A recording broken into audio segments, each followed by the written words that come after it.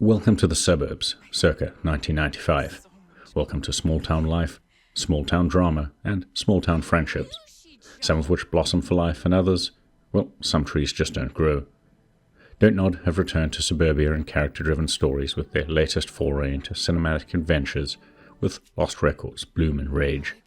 The Life is Strange developers are tapping into everything they've learnt in their latest episodic adventure to bring a tale steeped in teen angst and possible paranormal happenings. Lost Records, Tape 1, drops you into the shoes and camcorder of Swan during her last summer in Velvet Cove. This is when she meets Kate, Nora and Autumn, instantly forging a connection with the girls that helps bring Swan out of her shell. With the formation of their punk rock band, the titular Bloom and Rage, it looks like the summer is going to get lively. But something happens, something that prompts the girls to make a vow never to see each other again.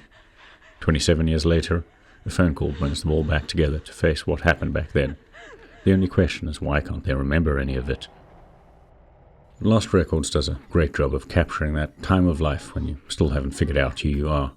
If you're a fan of Life is Strange, slice of life shows, or entertainment that tries to capture the wonder of youth, going on adventures with best friends, getting picked on by bullies for being different, struggling to navigate the complexities of social engagement, then this is for you.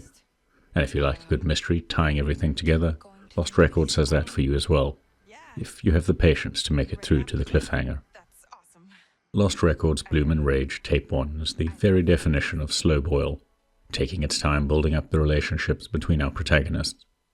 The game is heavily structured like a movie, or a movie script, with events broken down into discrete chapters and scenes, each meant to have a budding effect on the cast's evolving relationships. As such, the game firmly falls into the interactive movie genre, following cinematic language as events take place both in the present and the past through copious playable flashbacks. Present events are told in first person as you inhabit Swan, returning to Velvet Cove for a reunion, with the flashbacks triggered by just about every noticeable object or vista around her. These third-person segments end up feeling like explorable movie scenes, with short interactive sequences and items that give the game a point-and-click adventure feel. The movie motif is further reinforced by Swan's consistent companion, her camcorder. With this, she records life more than she interacts with it, with the aim of creating a memoir or documentary about Velvet Cove. Almost nothing is off-limits for you to record, from animals to scenery to her friends. Each subject has its own capture limit, and then it can be turned into a video, which you can then edit in simplistic fashion to customize the memories. And of course, these moments are more useful than just setting up the story. Reliving them in the present will help figure out that brain fog that has obscured the memories about that summer. The question is if it's collective PSD that wiped the memories, or is something else afoot. As with Life is Strange, this game is all about choices, those you make or those you don't. New story branches can be opened up through dialogue options, relationships can be altered, and it's those tapes, those memories, that allow you to dictate how the adventure unfolds. The jury is still out on how much it will change depending on your choices, as the second part, Tape 2, will be out as a free download in April, and then you'll need to replay it, or sift through a walkthrough, to see just how much flexibility Don't Nod have given their branching story. Now, since this is a narrative-based game, the character writing needs to convince you to care about any of these characters.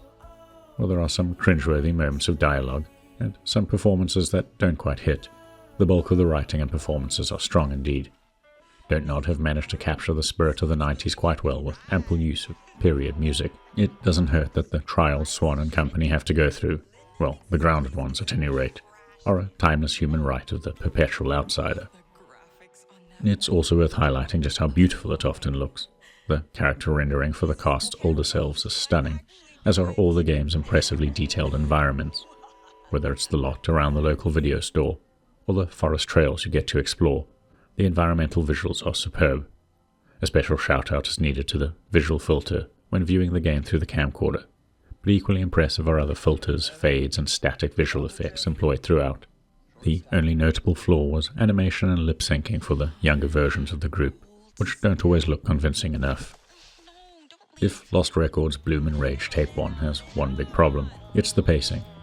While I recognize the need for this first part of the story to do all the heavy lifting when it comes to world and character building, Parts of it could have been left on the cutting room floor to improve the very slow pacing, just like any good script and movie. Some scenes run on for too long, and there's far too much cutting back and forth between past and the present, sometimes even for only a minute. That simply breaks up the flow and could have been trimmed.